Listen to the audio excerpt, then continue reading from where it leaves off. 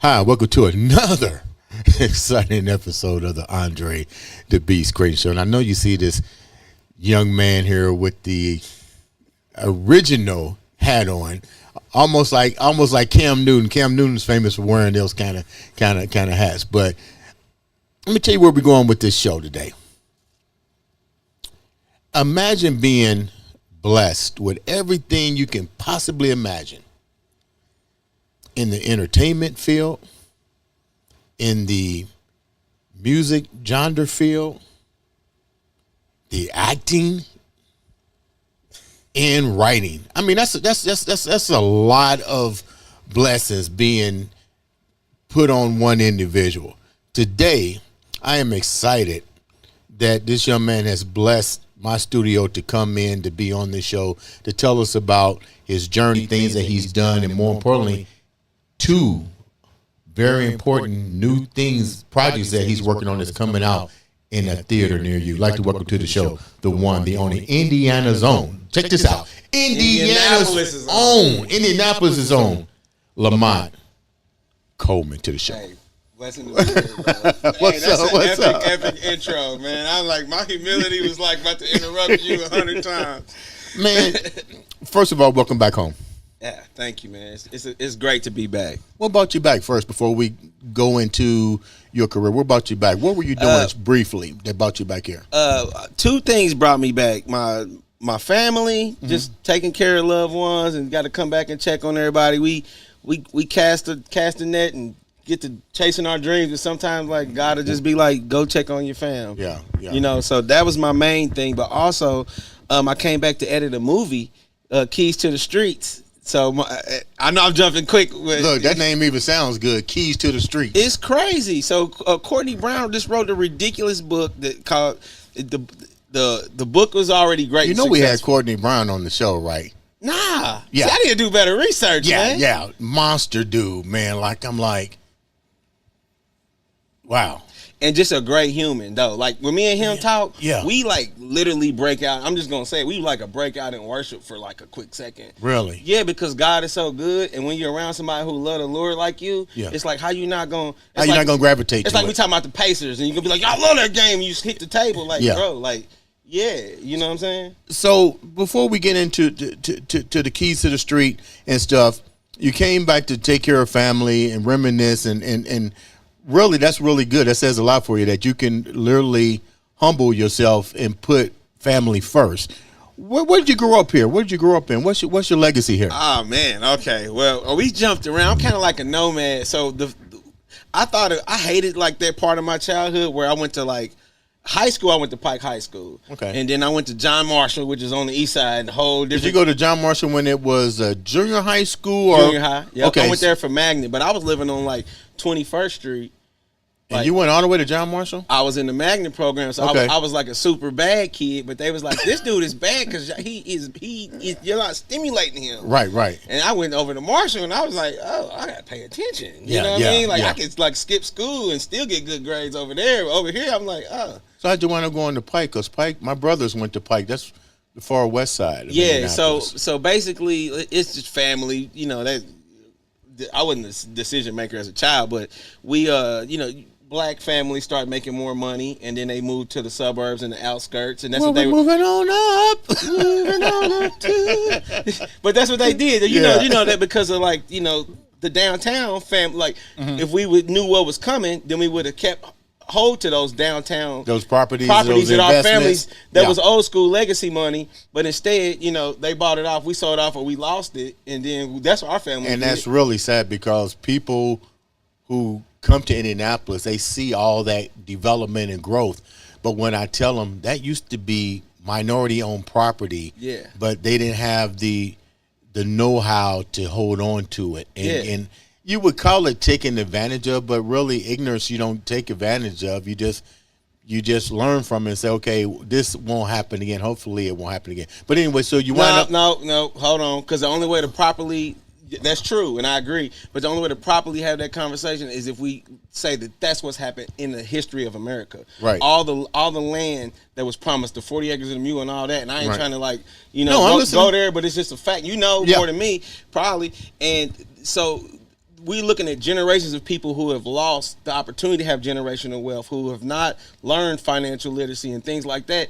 And now, and we're talking a lot of financial wealth, because if you look at it, if you look from Crown Hill Cemetery all the way to downtown Indianapolis, that was black-owned property. Man. And over, even down by that's wild. What's that area called? Talbot Street area. Yeah, see, that's losing me. Yeah, but I'm also not really the best with street names. I'm good at. I'm a real visual dude. I'm like, turn left here. You know what I mean? Like, close to downtown. I mean, even that high rise is still down there. That used to cater to the old people. Used to live there. It's funny. I was just down that way, man. And I'm like, wow. This city has changed. I appreciate economic growth and development. What I don't like about economic growth and development is if I don't see people of color or other origins being a part of that structure. Yeah, I want to see everybody succeed. So, like, I have my feelings about being black and Native American in the way that's portrayed in American history and the things that we went through. But I got white friends that I just love almost like brothers, more than some family members that I don't even talk to. You just be honest, But at the same time, I want to see everybody win. Yeah, so that's where I'm at now. It's it's not about racism or picking this or that or even tribalism. The tribe should be God's tribe, in my opinion. So it should be kingdom mindset. So I want to see people that are doing the right things with the property, doing the right things with the wealth. You're speaking a lot of universal harmony over here. You dig what I'm saying? Universal harmony. When did all this change for you?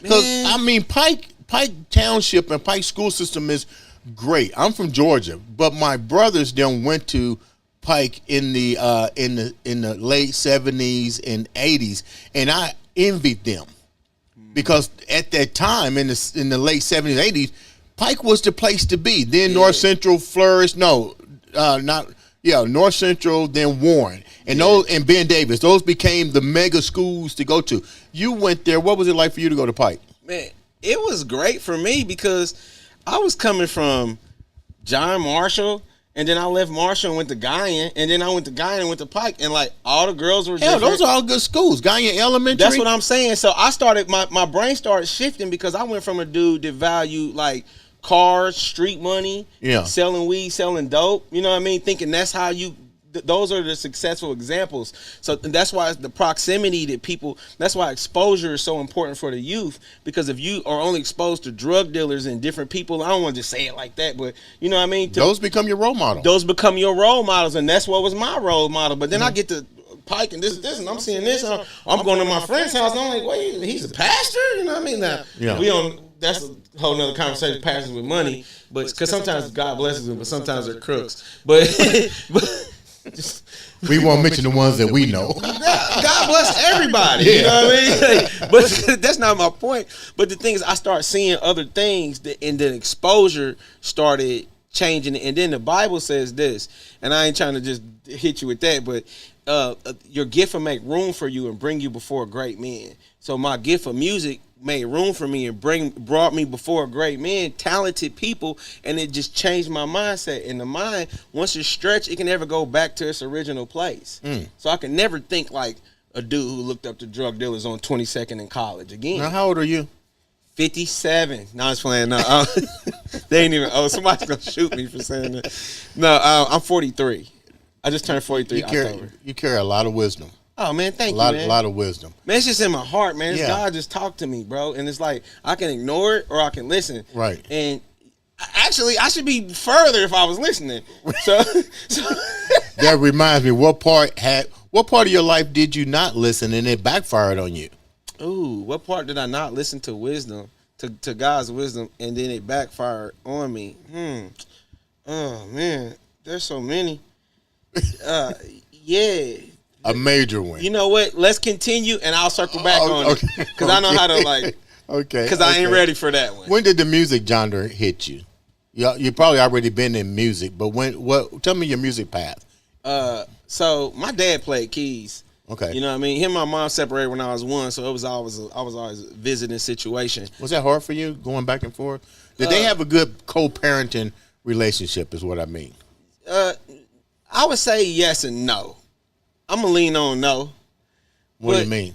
I just, man, my mom is awesome, right? Right. Dads just be messing up, I'm older now, and I used to always be like, why you don't want to be with dad? I'm older. I'm like, that was the best decision she ever did. Right. Because sometimes, like, people just don't, it's just all about management. Sometimes you don't manage that woman the right way. Mm-hmm. You know what I mean? And I've got to see my mom be married multiple times and watch men fumble the bag. That's why I'm single still, because I'm like, I need a woman that is like her. It's not an Oedipus complex, right, but like a woman that'll be steadfast, just amazing. She dope on her own. Right. Don't need me. She don't need. Yeah. She don't need me. She ain't looking for the bag. You know what I mean? Right. But then you get more than enough when you get the right person. What was the relationship like with your father? Because you say that your mom did the best thing. What was that relationship like with you and your dad? Man, all right, so dad just struggled with addictions. So, if you an addict, you're not your best for anybody. You can't because addiction, you're not the best for yourself first. Right. You know what I mean? And your addiction can cripple or hinder my progress. Yeah. You don't mean to, it doesn't mean to be, but you don't know it. Yeah. It's the same way with having a flu or a cough. It's like, you're sick, wear a mask or keep your sick butt home, because you come over here, you're going to make everybody at the daycare sick, or you're going to make everybody sick.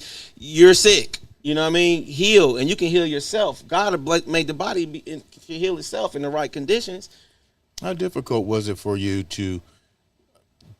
was it hard to maneuver on your own with limited accountability from your father? Because you're very successful, which we'll get into.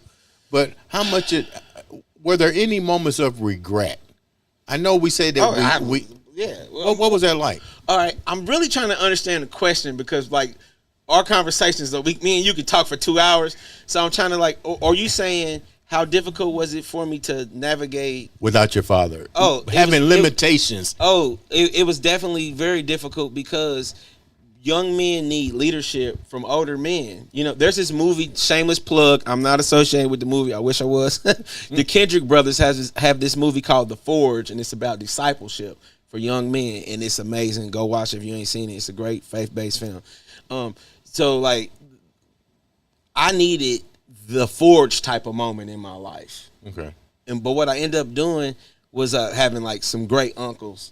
Okay. It was like, nah, man, do this. One of my uncles, Uncle Lano, he always say, be cool, nephew, be cool. Man, I live by that, and I didn't realize that. If something happened, I'd be like, man, you know what? I'm cool. You know what I mean? It becomes part of your vocabulary. Because that was he was the father in my life for that moment. Mm-hmm. And just being cool, you think about it, it's that's don't sweat the small stuff. And it's really all small stuff. What do you get from, you say your father played keys. What did you had to get something from him, some type of inspiration, because your resume, we'll get into it in a minute, it's pretty damn impressive. Man, thank you, bro. Nah, I appreciate that. Yeah, I mean, Dad, my favorite memory musically with my dad. Playing the keys with him. Nope. We never played together. But what happened was, actually we did play together at my cousin's wedding one time. But it was when I would do good in school and I was just visiting him, and because I would skip school and nobody would know. I was just good, dude. I'm not going to tell how you did that. I was just great. You're a role model. Bad. You're a role model. I realized if you have the seed of greatness in you, you can use it for the kingdom of God, or you can use it for the dark side. And you're going to have to choose. That's your path, like Anakin Skywalker. Okay. He was always the chosen dude, but when he messed up, it went to the seed, and the seed ended up being Luke Skywalker, who was the good. You know what I mean? Mm-hmm. It's going to happen. Anyway, I ain't trying to move us out. But so I came in, and he had this blues program on a disc, and he could put it in, and everything was in the same key. There's no bad notes. And I didn't know that. I just thought, I'm jamming, dude. Right. I'm jamming. Can't nobody tell me nothing right now. This is the good stuff Right. happening. Right. Through me. Beep, beep, beep. And I would just vibe out. And he would just laugh when I got, he's like, dude, I just put you in the key E. Everything was in E. You was good. Really? And I was like, dude, that was like superior confidence. I still walk around with that. Really? Oh, yeah. I got it now. When did the music start to evolve for you, though? That's an interesting. That's when the music started to evolve. But later, you mean define evolving? You've performed and been around some great artists. I'll let you say the artists like Wycliffe Jennings. You had your own successful tracks and stuff. When did all this take off for you? All right, so the moment that took off and went to another level musically as a music producer and songwriter was when I signed to Ty Scott Records. Okay. And shout out to Dr. Leonard Scott, Brian Scott, the whole crew over there. I love them. You know what I mean? Are they local? Yeah, they local. Really? And actually, I got to give props because a lot of people don't think Indiana has anything musically here. I'm about to fun fact you. They will be 50 years, and I think I just seen Brian at like a month ago. In like 2 or 3 years, they'll be 50 years. They're the oldest independent black-owned gospel label in the United States. United States. Had no idea. Not the Midwest, not the North, United not the States. South, not the West. It's not a regional situation. Wow. Yeah, bruh. I love that. And one of the other things I love about Ty Scott is that they are slow and steady wins the race. They didn't come in just being all ambitious and trying to do this and acquisitions and grab everything. No, it's just like vision of the leader, Dr. Leonard Scott, worship, praising God, making it available to others. You know, simple things. God uses the simple things to confound the wise, man. I'm sorry, I can't. This Bible keep coming. Hey, I'm not knocking. I'm listening. I'm like a sponge. I'm taking it all in. I feel the same way. I'm like, I would be not talking like this if you wasn't here. So we're in this together. So they took you. How did they home your craft? Devin Golder, shout out to Devin Golder. He's in town. He's local. He's very talented and dope. That's his family. So they came to him to capitalize on. I definitely can word this better. The Christian hip hop market was flourishing. And Devin was already, that's his world. You know what I mean? So, and then I was his boy. And then I just kind of jumped in and we did an album and we just toured that album for like 5 years. And then we did another one. We did 2 albums. And it was just, I don't want to say the name of the band, so don't ask me. We don't have any music on. Why do you think that, I remember that era when that genre took off. What do you think made it take off? Was it a way the people wasn't getting the message the old-fashioned way? Oh yeah, 100%. So it's all about the new generation. You know what I mean? It's all about that's going back to the forward situation. And what happens is we have adults that are unfulfilled in their life and their dreams and their goals. The reason they're unfulfilled, whatever, it could be a lot of different things, in mental health, whatever. But then you always got the new generation coming, and then we're flopping over. It's high turnover rate, like a company. Like, hey, figure everything you need in 2 months because everybody's gone in 2 months, you know. But instead of 2 months, we're looking at 120 years, 100 years for humans. So you got a high turnover rate when you think about it within the whole. I'm trying to make it simple. No, I got it. But like, I lost my train of thought trying to explain. You said you got a turnover because I was asking about the genre. All of a sudden, that particular music took off, and I remember when it took off because I was playing it. I remember where I was going now. So the youth of right now, they are not getting down with the old blues songs. You see, when Ray Charles was doing, is my mic too far? No, you're fine. When Ray Charles was doing blues, they said and bringing it to church and mixing it, that's devil music. Yeah, I remember that. But now, look at what Andre Crouch, his music, you will see blues and jazz influences, and they don't think it's demonic. But then when hip hop came in, they said, "Oh, it's demonic." But now they don't think hip hop's demonic because they see that God will use, when it says sing a new song to the Lord, what's that mean? You know, they don't mean sing a new blues song, sing a new. Genres are non-existent. Genres are man-made, really. They exist because they are things that we say, just like the calendar exists, because we decide to say, I'm going to be here on your show today on November this day. Right. You know, that's what happens with music. I think that people just lock in on that, but the older generation, sometimes it's all about comfortability. They're not comfortable with the new changes, but God always changed everything. Look at the way he changed some people's names. Yeah. He said, "Oh, no, your name is Israel now. You know what I mean? Your name is this now." Whatever. It's people are so, look at the seasons. We're in fall going into winter. Right. The leaves are showing us how beautiful it is to let go of dead things and let new things come. Man, you're getting deep. Man, this is just where I live in, but you set yourself up to let me talk. How often do you have to change your format to deliver your message with music? You know, I live a daily life of being malleable to being like, what do you need? But I'm studying to be able to deliver what people need. So I do like scoring for Disney and do like songs for Disney theme shows. I got this show coming out called Robo Gobo, and I got a few songs on that. Shameless plug for Robo Gobo. Rescue Pets Who Rescue Pets, and it's Disney Junior show. So if you have children and you want them to feel like superheroes, this show's for them. And man, they might call me and say, "This is Jazz in this scene, and this character is going through this," or "This is this in this scene, and it's going through that." And I have to change and adapt. I never get two of the same assignments for years. You mentioned a major player here. Who? You mentioned Disney. Oh yeah, that's a major conglomerate. I grew up watching Disney. Lifestyle for me too. Yeah. How in the heck does an opportunity like that happen for you, especially a man of color? Because let me finish this up. We're different in age. When I watched Disney, there was none of us. Yeah, it's very different now. Yeah. How did that opportunity even happen to you? From my friend Paula Winger. Shout out to Paula Winger. She is one of the best songwriters I ever met in my life, and she brought me in on this situation. I do every single Disney song I've ever done with her, and Paula's just super brilliant. I was actually talking about her on the way here to somebody because she can just. Is she local? No, she's in Nashville, Tennessee. Okay. So me and Paula did a writing camp together. Okay. And I had my own. The creators of the writing camp knew me from New York, and they just gave me my own room.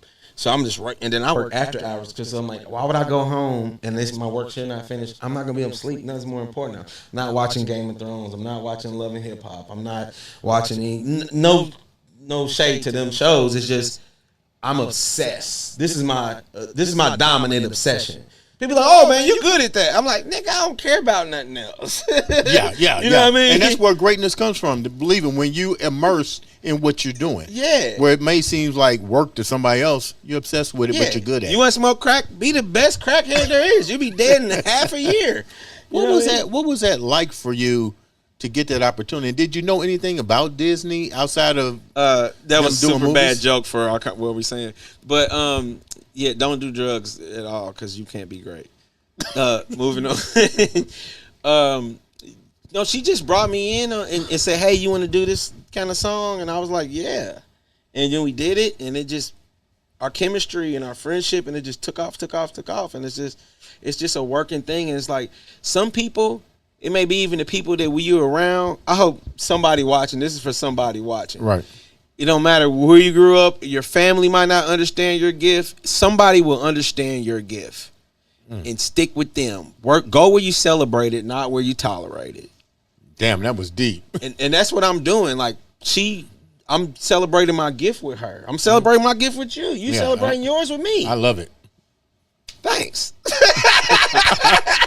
I love it. Let's go, man. So when you're creating something like that for Disney, I think what do they call it? Scores? Is that what it's called? Scoring is the music, but then they're specific songs though. Let me ask you this question. This is crazy. I always wanted to ask this question. Okay. when you're watching movies, it's funny. You don't get immersed really with the dialogue of the movie. You're always waiting to hear the score that comes with it. If you had to write a score for your life, who would you pick to write your score, and what would it be like? I got you with that one. Man, you know what? Because that would mean I would have to have someone who I think, well, number one, understands my life. Mm-hmm. Two, understands my musical influences and just nuances and things that I don't think I'm in position to pick that. That's like, who's going to sing at your eulogy? I already know who's going to do mine. Did you ask them in advance? I already put it out in the universe. See, you ahead of me. You at least you sent the Raven. Yeah, I already sent somebody like, hey, get that person here to sing. How you know they gonna Book of Ecclesiastes? How you know they're gonna be here? They'll be there. See, I'll be there. Yeah, it ain't me. Yes, for sure. But when you really think about it, your role as somebody that's writing scores and music to people's life, you have to sit there and actually immerse yourself and be a part of that movie. Oh, 100%. How hard is that for you to do? Because you got to do that numerous You're a times. servant. You're a servant. If you go into it thinking about you and I'm giving them what I'm giving them what I got. Nope. Wrong mindset. The Bible says, Jesus said the greatest in the kingdom is a servant. If you approach it with a servant mentality, you'll always figure it out. Two, you got to have faith. Faith that, I don't know what they about to. They asked me for soft jazz one time, and Lord forgive me, for people who like jazz, that's my least favorite genre. I love jazz. See, and I knew that. That's why I asked for forgiveness up front, because you was playing it. Yeah. You know, but I'll say this: I like jazz chords. Okay, I got for you. the chords and stuff. Yeah. But then I like the sonics of like futuristic production. I like weird stops and things that don't exist. I want to do something that don't exist. You know what I'm saying? Jazz did that with timing. Jazz was the thing that didn't exist for live. Right. So I appreciate it and love it for that now, but I can't ride around listen to it. But I feel like I'm going on a rant now. That's all right. I like you when you rant. Okay, man. So let me ask another question here. How difficult? Let me rephrase this. You've been truly blessed with an art form in music, now in theater, and as an author. But I also hear the fact that you always use the term legacy. Oh yeah, it's very important. How hard is it? What's your end game with just the music industry? Do you want to open up a school or something to teach people what your gift? Yeah, so man, you're so in the spirit. So I was literally talking about this with my cousin Kevin yesterday, and he was. You know what that's called, right? That's called vibrational frequency. Oh yeah, we on the vibe, bro. Hey, let's go. It's 100%. I knew it when just the whole way this show happened. Okay. I knew I was supposed to be here, just the vibe. Okay. So my end game with the music, what I'm doing now is not just making it about music alone. Okay. So now it's about music. It's about education. It's about personal development. I like that word. Personal development is the over all the other things I said. Mm-hmm. You can be educated and not have personal development. That's why educated people commit suicide, because they haven't developed in a way or get in the community developed. Right. When the person's developed, the community develops. Each one teach one, then we all grow. I went through a lot to get where I'm at, but I didn't get here for me. You think if I just die tomorrow or when I leave this show, then I personally would feel like I didn't do what I needed to do, because I want to create a situation where more people are growing and flourishing and have opportunities that I didn't have. in Indianapolis, in this city. But I want to branch it off to the other cities that I love. I love New York. I love L.A. I love Cali. You know, I love Tennessee. You know, I love these different places that God allowed me to grow up and be part of these communities. And I want to be a blessing to all of the communities everywhere and link with other like-minded people where they want to bless Africa or they want to bless this part of Europe or they want to do that. It's when we live for something that's bigger than us, everything works out. I'm glad you said that because a lot of people can't see the big picture. A lot of people aren't like-minded. We get caught up in this matrix type mentality that they can't see the big picture. Or if they do see the big picture, the first thing they say is, "Well, how much are you making?" See, and you have to ask them, "Is that all you worried about? How much am I making?" Yeah. You're not seeing the bigger picture here. That ain't gonna help you in the hospital too much. It will if you ain't got insurance. But what about the people you love? What about the people you impacted? What about the legacy you leave? Who's going to show up? Who's going to come to your funeral? How much of a critical thinker are you? Man, I don't think that I'm very much of an overthinker. I think I'm more of an impulsive person, but I am a critical thinker. I love information. I love knowledge. I hope that I keep the cognitive ability to be a lifelong learner. In my 90s, I have a 95. He'll be 95 in January. I have a 95-year-old grandfather. Wow! And if I call him right now, he will crack a joke. Really? And it will be half decent. It's half decent every time. One time I was like, "Man, I got a new girlfriend." He asked me. I was like, "Oh man, she's great." He's like, "Oh, tell me about her." I said a couple things. He's like, "Is she smart?" I said, "Oh yeah, she's smart." He says, "Must not be too smart." She chose you. And at 95, you still got it going on. Bruh, you just got to laugh at that. And you still got your hair, you know what I mean? So I can't really talk about it. Let's talk about a little bit of your movie career. Okay. Let's talk about the Keys to the Street. Like I said, we had I guess he's the executive producer, developer. Courtney's the brain of everything. He wrote it, and we got all his books. We got all his books in the studio. That's awesome. Every single one. He was blessed and came in, and we have to release his show this year. But I mean, such a beautiful guy, beautiful story. What he's created is truly remarkable. Because it's funny, you don't want to judge a book by the cover. Yeah. Because when you see that dude, you be like, man, okay, I'm a retired professional bodybuilder. I seen that dude. I was like, dang. I literally was like, how many push-ups you do? He's like, no, it ain't about how many. It's about consistency. Small amounts over time. I'm like, see, that's how we need to think. How did you wind up getting the role in King of the Street? No. So I'm not acting in Keys to the Streets. So my sister is executive producing Keys to the Streets. Okay. And she helped organize so much. If her name flows in the credits for everything she really did, it's gonna show up too much. I already told her that. I was like, don't care about all the work you put in. Yeah. I mean, care about it, but don't care about seeing your name for everything. What's your part with so I'm just scoring. So I'm just a composer. But I'm also helping with some other things on the back end based on the relationships, just strategic relationships that I've been blessed to have. You're very universal inclined spiritually. Thank you. The Keys to the Street is a story about what? It's a story about, man, it's some real Indianapolis, Naptown stuff, man, where I can't give it away.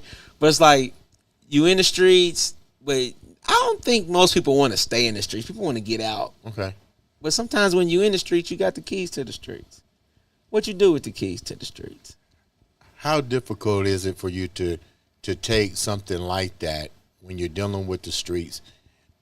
Your exposure wasn't magnified to that degree with a movie like King of the Keys to the Street. How do you really write a powerful score that can resonate to what Courtney's trying to portray? Yeah, so I gotta live it. I gotta read the. I'm saying live it. I don't want nobody to take it wrong. I'm gonna get a ski mask. I'm gonna go to Capitol.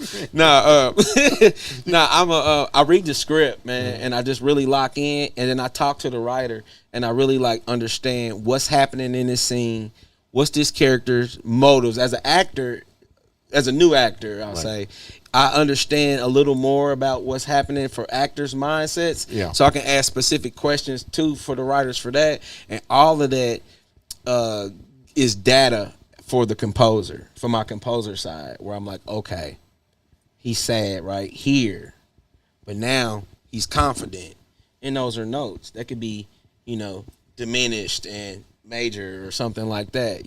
All things can be expressed through music, but that's why behavioral science and personal development is so important, because every single day that I spend on behavioral science or personal development for myself makes me a better listener and better understander for the understander. It gives me a greater understanding for others and what they're going through and the stories that they might ask me to help them express. How do you know what instruments or vocals to add into a score? How do you know it's such a good question. How do you know what's the right time? Because if I had That's to get crazy. Yeah. Because if we're sitting here talking right now, how do you know what I want to hear in the background? I'm about to tell you. Sometimes, and this is gonna be weird. Sometimes when people talking to me, I hear horns behind them. Really? They might just be talking and be like, yeah, man. And I was over there at 4 o'clock. And I'm like, oh, okay. Feels a little triumphant. Okay. And soulful. What else? And they be talking, and I'm like, I already know what the conversation feel like on a music level. So sometimes I just take the feeling of sometimes what's on paper and the goal is just not there. And that's my job as a composer, is to marry this odd couple. I was watching Denzel Washington's thing today. He was talking about how he thought his mom and his dad was the odd couple because his dad was reserved and his mom was partying and like all of that. And I'm like, I married the odd couple. Right. I would have been that chaplain for that. I'm that chaplain musically. Have there ever been moments that you did a score that you was like, after it was done, it gets released, you go to the premiere, and you go, damn. I mean, even with what I created here, I sit back and go, damn, I should have did it like 100%, 100%. Every time. I always see improvements, and I don't think that that's a bad thing. I think we need to have healthy relationships with our improvement, because there are what I call it analysis paralysis, where some people don't do anything. Yeah. Because it's never perfect, because it's never good enough. And, man, I love you, bro. I was just saying this walking into my sister walking in here today. Really? Because I said, you know what's funny about Moses? Is that when God told him to do something, he was scared. And then what did God say to him? What's in your hand? Yeah. Use your stick. Use what you have to get where you need to go. Yeah. Okay. And then after you get there, think about how you could have improved. I'm going to watch back this and say, you know what?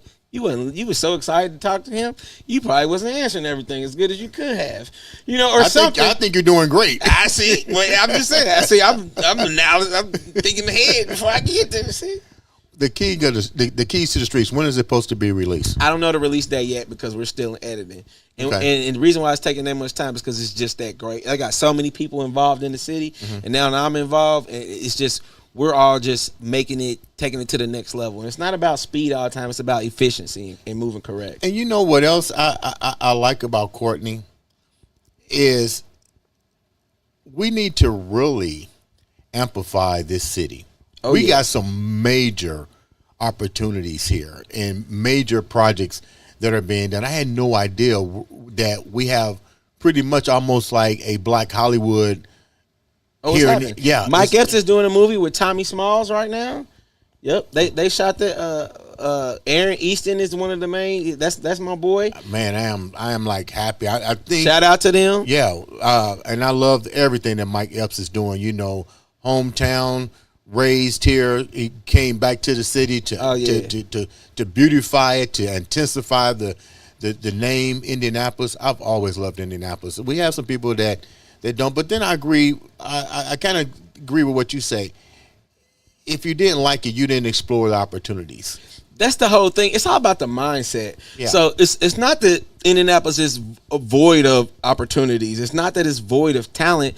It's the organization and the infrastructure around the talent. Right. And sometimes that's hard to get by because I think it's this. I don't want to call it hate. I think it's a little bit of a lack of faith in people. It's a little bit of selfishness, but a lot of times people that are selfish and come off like they lack faith is because they heard so many no's. Yeah. No. So they feel like they got to prove their self-worth because they know their self-worth because it lives in you. Yeah. So you got 100,000 people with smushed down self-worth trying to overprove it. You know what I mean? Because they're not getting the praise that they deserve. They deserve the praise. All the talent in Indianapolis deserve the praise. The writers, the actors, the singers, the rappers, they deserve to be able to make a living off of that. And I tell you, we got some great artists. We play them on the iambeast radio station constantly. We pump them up, and I call this the new promised land. Oh, I love that. Everything is That's here. crazy. Everything is the here, new man. promised land, yeah, baby. I call it the new the promised light land. just shine behind you when you said that. Yeah, man. Everything is here, and I think that individuals like yourself, Mike Epps, and other individuals that are coming back and really resonating and giving back to the community is where it starts. Thank you, man. That's it. It's going to take us that. all to come together, you know. Let's talk about something that just happened to you before we wrap up. What's up? I saw the trailer. Okay. And I was blown away. Oh, wow. And the name of the movie is Miracle on Shelby Street. Miracle on Shelby Street. A story of a 1956 mother who jumps off of the bridge in Nashville, Tennessee, and her daughter and her both live. Unfortunately, Judy passed away 3/11 of 22. Yeah. You get this opportunity to play a role in this, and this is where I'm going with this. Before we wrap up, the universe is crazy. It'll put you in a situation that you never thought you be in, whether it be good, bad, or indifferent. But there's a learning, or an opportunity. Oh yeah. Here, you get that call. Then what happens to you? I'm gonna just say this for somebody listening real fast. People think that things are working against them, but the universe is working in your favor. God made the universe to work in your favor. I call it pronoia instead of paranoia. So if you have the mindset where you realize things are working out for me, then things will on a law of attraction level, it's going to come. Oh, I love the law of attraction. Yeah, it's going to happen. And you have to. What's your question? No, but you have to kind of master that, and a lot of people don't understand that. You know it. They're not saying that every time you wake up, things are going to be like, oh my God, you know, you got to automatically just go into that space, clarify everything, and quit grabbing your fucking iPhones in the morning. Yeah. Spend some time between you and the creator. Listen to you. See how you feel. See how your body feels. Yeah. So I'm just having a random day. My body feel cold that day because it was cold outside. You know, Michael called me and said, hey, one of our major actors, Vincent Ward from The Walking Dead. Shout out to Vincent. Head us off to Vincent Ward. I wouldn't have this role if God didn't bless him with something bigger. Hopefully he's not sick or anything like that. No, he ain't sick at all. BET cut that check and he had to go get it. And the homies that hired me was like, yeah, go get that bag. Instead of being like, we don't work with him no more. Okay. They like, nah, go ahead. We gonna bring another young black actor up, you know. So they recognize you, and what happens with you? So I met. There's this thing called Nashville Creative Community. Shout out to Jim Adams, Nashville Creative Community. He put a lot of work in with that, with Fourth Wall Studios and all of them.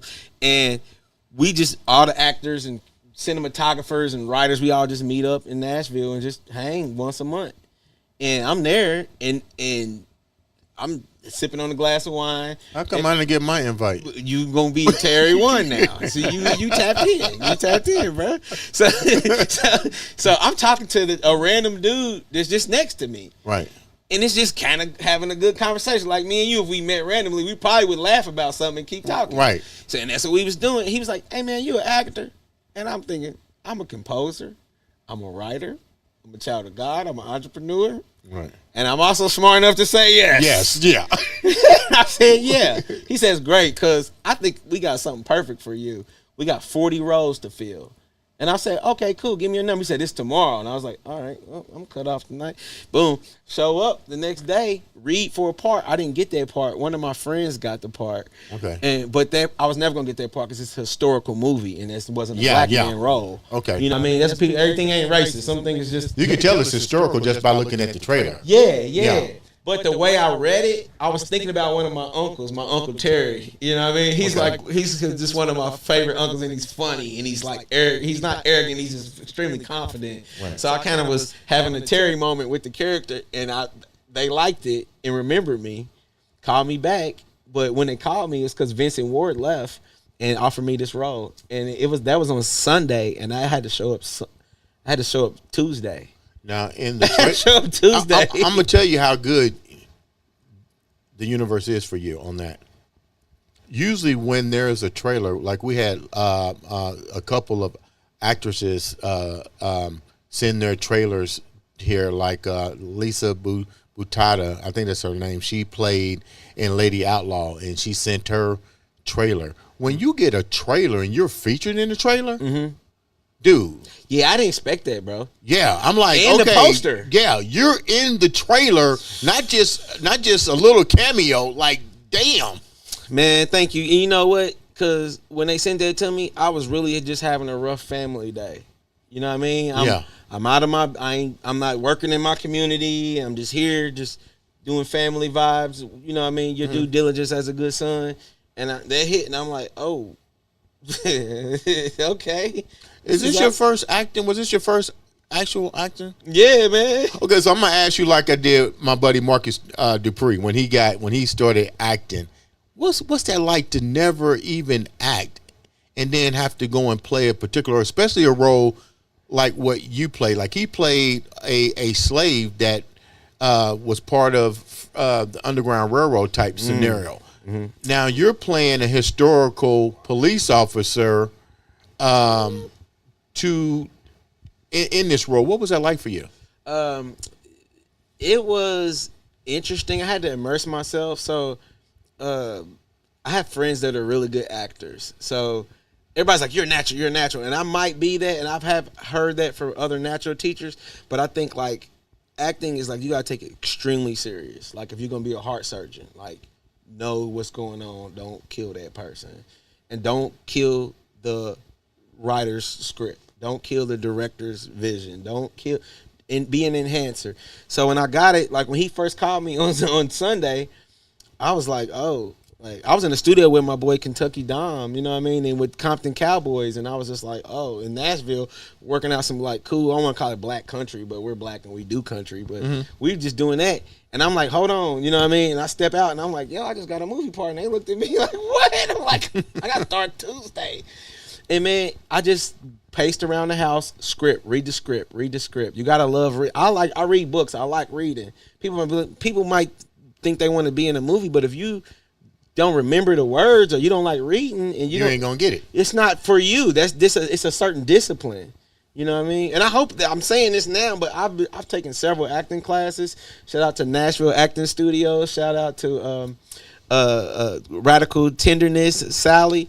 I just all my teachers. When you immersed yourself in the role of the character, what stood out the most about that particular part? And every part in the movie is good. I'm wondering how much I can say without telling, because there is a little element to my character. But I'll say this: he, in a way, knew more than everybody. I got that from the trailer. Yeah, he was. You did? Yeah. Oh man. I watched it. I remember I texted you back. You was tapped in. You got that. I was like, okay, he's got a major. Yeah. So he's not what he appears to be. Right. In a good way. Because I told you about the trailer when I thought the dude had shitted on the piece of paper, right? And that's what I was going to talk to you about. I was like, okay, I got in, and bro was like, yeah, what did he do on that paper? And there's nothing.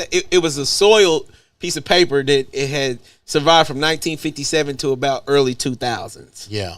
And that's all. I think it's a coffee stain. Yeah. But coffee is brown. Well, I was looking at it, and I'm trying to work because you get ready to come in. I'm like, okay, did he just give him a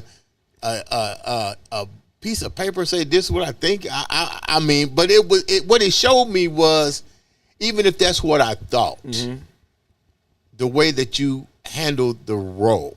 Man, you know what? I had good direction and good leadership. Shout out to Bright Morning Star. Shout out to Parade Stormer, Bryant, Brandon, and Michael and Jack. They gave me great direction, man. And like, I think that's what every actor needs. Mm-hmm. You need to listen. You need to be a good listener. You need to trust the people telling you what to do. And there would be times on set since I had got the, I didn't get 3 months to prepare. So right. I'm literally preparing in the back and coming out and eating craft services, all the food I can, and going back and reading and doing like it's in my time. I'm trying to like tap in because I don't want to get out of the spirit. Right. I want to like lock in, and I feel like it's your job to be a conduit of. Preachers say like he's gonna focus on Sunday because right. God got to give the sermon to him. That's how I felt like. I gotta like lock in so this character can come through me, so I can be the best conduit of this. Like no greater vessel than me for this now. And you're playing a part, but you also are surrounded by other individuals that are playing other great legendary characters, and some are still alive. You got Ray Charles. You have all these other music icons in there. Ray Charles, Judy was to cut you off. Judy was Waylon Jennings' manager at one time. So she survives her mother jumping off a bridge with her, grows up to be Waylon Jennings' manager. And Ray Charles' goddaughter, this true story. Right. Bro, that's mind-blowing. The fact I get to be part of that in the city that I love dear to my heart, right. You know what I mean, is crazy. What was it like working with her? Because she has to play the late I forgot Judy. Her name. Yeah. Oh, April Fisher. Yeah. Shout out to April Fisher. Yeah. So April just literally DM'd me this, and it was hilarious. She says, "Do you remember when you first walked up to me on set and I was crying and you said, 'Are those real tears?' And I said, 'Yeah.' And I said, 'Okay. You need to start soon.' She says, 'Yeah, we need to start soon.' And I went and got the director. I said, 'She's crying real tears. I think we need to start soon.'" So she's a real good actress if you can do that. She because there's stuff character. You can put on there, mentholish or something. I don't know. I don't use it because I had no tear rolls yet. And also, I got enough trauma. I probably couldn't do my own tears. I had an acting class with Wendy McKenzie in New York City, and she was like, "If you can't make yourself cry, get out my class." And I sat there and I thought about my nephew for a second. You know what I mean? He's doing great. I just, just exaggerated. Honestly, it's a scene from Pet Sematary when the little kid was running and the truck was like, "Yeah," and then it showed his shoe. I Pet Sematary that to my nephew and said, "Oh, man." Boom, tears. She says, "You can stay." I was like, "Oh, okay." Wow. Yeah, you got to know how to, like, brain hack yourself to attack. Now, I had to get out of it. They say you can get in. This is what I'm still learning as a new actor. So if you listening, don't just take that advice and traumatize yourself. They say if you know how to get in, then know how to get out. Right. And my way of out is knowing I created that situation. This is a movie I like. This is somebody I love. I attach love to trauma given to me through other film, and boom, and that allowed me to boom. But I don't know what April's technique was. Ask her when she come on the show. But I know she was crying, and I'm gonna tell you, she killed every scene. Like, it made us emotional on set. What was the most, before we wrap up, what was the most emotional part for you? You just get the role. The next day you're out there. You're taking it all in. This is a real life story. Sorry for the loss of what's her name again? The one that died? Judy. But this is a based on a true story. What did you take away from that? What was the most emotional part? So Michael, Cheers, I believe I'm pronouncing it. Don't beat me up, Michael. Don't send the postman to beat me up if I said it wrong. So Michael was in the film, starring in it, and he's on the poster, and that's his real wife. He's a widower. And my first day on set, I had a scene with Michael, and I had to say something about Judy, and it was like a mock funeral scene, and I was holding back tears because I know I'm talking to the dude. So even though we think we acting, my spirituality didn't allow me to settle in. I'm acting. I thought I'm saying some words about a real person to another real person, and that's just the only thing that matters here. And when I focused on that, it was so emotional. I kept it like together, but I definitely had to, like I said, get out of it. Like I got some friends that are like spiritual coaches and stuff, and they say, you know, you gotta disengage from the work, and I had to disengage from the work because it was just so emotional and real. You appeared in. You're part of 2 major movies: Keys to the Streets, Indiana's Own, and the other movie, Miracle on Shelby Street. What's next for you? What's next for me is something that I never thought would be happening right now and at the same time. So sometimes God slows you down to speed you up. I started writing a book in 2014, and I just finished it in September. And I'm on my 5th edit, and I have a book coming out. You got to come back on and talk. I'm gonna come back on and talk about the book, and it's not a music industry book. It's just a spiritual book. It's an observance of things. It's the book that I looked for in stores. Like, I went to Strand Bookstore, every Barnes and Noble, everywhere in Indianapolis and Nashville and New York City, all the secondhand bookstores, and I could not find the book I wanted, so I wrote it. Wow, that's deep. Actually, too deep. Leave the viewers with that. First of all, before you do this, thank you for taking time to come back and bless Thanks for the having city, me, bro. Being on the show. I know you're going to do great things. If we can ever do anything to help spread your message, we will do that here. Leave the viewers with what keeps you in the beast mindset. Okay, listen. If you're watching this and you're still here, this is for you. Something special is in your heart, and you got to get it out. Don't let pain, don't let distractions, don't let loneliness, don't let hurt, don't let anything stop you from being the greatest version of yourself. Nobody's coming to save you. Jesus saves, and the world makes withdrawals. Okay? And every day you got to get up and decide that you can change the world, starting with yourself. 1% at a time, 2%, whatever it is. Just today, I decide to be the best version of me. I could make a mistake yesterday. I'm going to wake up and take accountability for that and just try to improve yourself. So it doesn't matter if all the resources, all the parts don't have to be there. Everything don't have to be lined up. All the ducks don't have to be in a row. You have to have faith. If faith doesn't make sense, faith makes miracles. You are already a walking miracle. So believe in yourself and believe that God gave you something special, and use it, and use it to make the world a better place, and use it for others. And when you find this power that is unstoppable for from the heavens for others, then you will get all you need.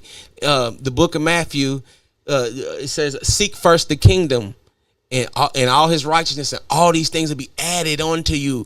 The things that people really want are add-on things. God will give you the add-on things. Just find a way to help others. That's it. That's my short version. Ladies and gentlemen, this has been another truly exciting episode of the Andre the Beast Crayton show. Oh, they should follow me on social media, though. Oh, yeah. Before we go out, how can they follow you on social media? Follow me on social media at Lamont Coleman Music on Instagram, and I'm Lamont Coleman on Facebook, and I think I'm Lamont Country everywhere else. Now, we're going to wrap it up by saying this. This has been another exciting episode of the Andre, baby! the Beast Crayton show. Beast mode!